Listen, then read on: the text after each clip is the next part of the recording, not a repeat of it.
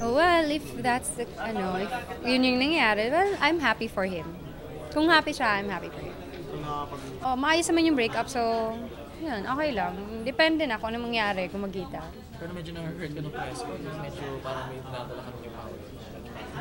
Pero, oo, matagal na yun. Kaya, wala na yun. Oo. Okay na yun. May ano lang siguro, mga misunderstanding. Siguro, tas, may nagsasabi na ganyan. Alam mo yung gano'n.